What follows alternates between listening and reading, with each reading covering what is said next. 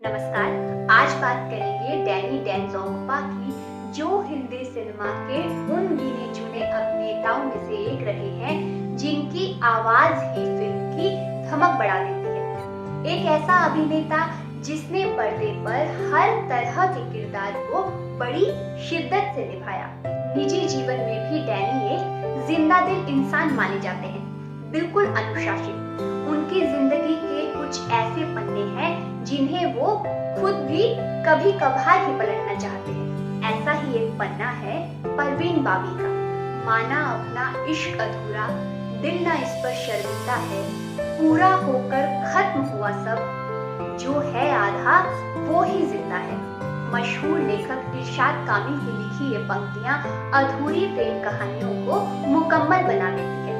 ये सच है कि आधे इश्क से गहरा कुछ नहीं होता। ये प्यार का वो रूप है जिसमें चाहत सबसे ज्यादा होती है। प्रेम की ऐसी ही दास्तां है डैनी डेंजोंगपा और परवीन बाबी। डैनी का आज यानी 25 फरवरी को जन्मदिन है। साल 1948 में पैदा हुए डैनी 76 साल के हो गए हैं। फिल्म फेयर मैगजीन को दिए एक पुराने इंटरव्यू में डैनी ने खुद परवीन बाबी से जुड़ी अपनी यादों का जिक्र किया था। डैनी ने बताया था कि वो और परवीन 4 साल तक साथ थे, लेकिन फिर दोनों अपनी अपनी जिंदगी में आगे बढ़ गए। मैगजीन को दिए इंटरव्यू में डैनी ने कहा, तब हम युवा थे, हम 4 साल तक साथ रहे और फिर हमारी राहें जुदा हो गई। हमने साथ में बहुत अच्छा वक्त बिताया।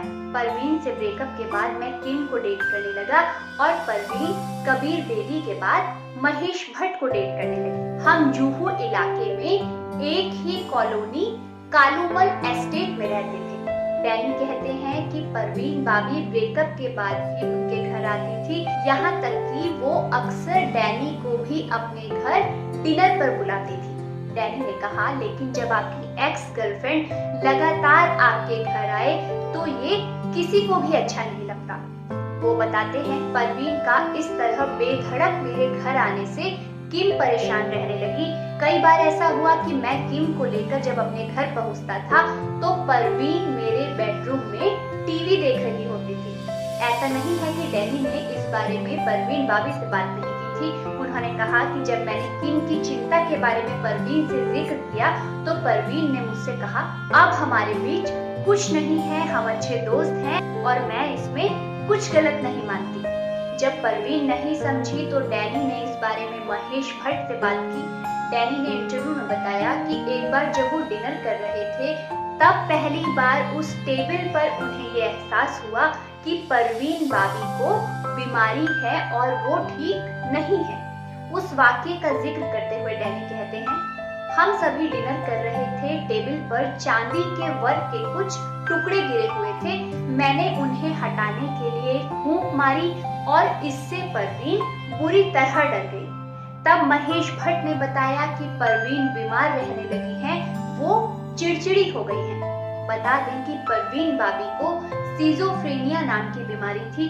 उन्हें कई चीजों और कई लोगों से बहुत डर लगने लगा था। महेश भट्ट ने ही डैनी को बताया कि परवीन उन्हें बहुत याद करती है और उन्हें उनसे मिलते रहना चाहिए। वहीं डॉक्टरों ने भी उन्हें यही सलाह दी थी। डैनी कहते हैं, हम अच्छे दोस्त थे, मैं हमेशा उसके लिए मौजूद रहता था जब भी उसे मेरी जरूरत होती थी। फिर एक ऐसा समय भी आया जब परवीन और डैनी के बीच बातचीत पूरी तरह बंद हो गई। वो बताते हैं, एक दिन अखबार में अमिताभ बच्चन का इंटरव्यू आया था।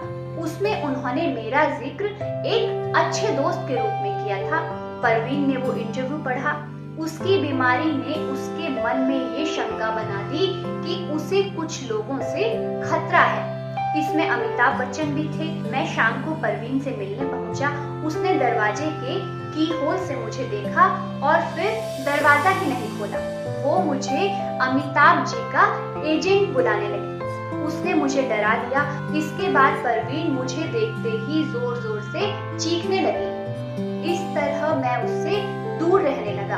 आपको बता दें कि जब परवीन बाबी ने इस दुनिया को अलविदा कह दिया तो डैनी भी उनके अंतिम संस्कार में शामिल हुए थे। वो बोले कि किसी भी दोस्त के लिए ये बेहद दुखद पल होता है। ये बदनसीबी ही है कि जिस अभिनेत्री के लिए किसी दौर में निर्माताओं और निर्देशकों की लाइन लगी रहती थी, जीवन के अंतिम पलों में उस अभिनेत्री के साथ कोई नहीं था। डैनी बताते हैं, वहाँ मैं, महेश भट्ट, कबीर बेदी, जॉनी बख्शी, रंजीत और प्रोड्यूसर हरीश शाह के अलावा बहुत गिने चुने लोग ही थे। शुक्रिया।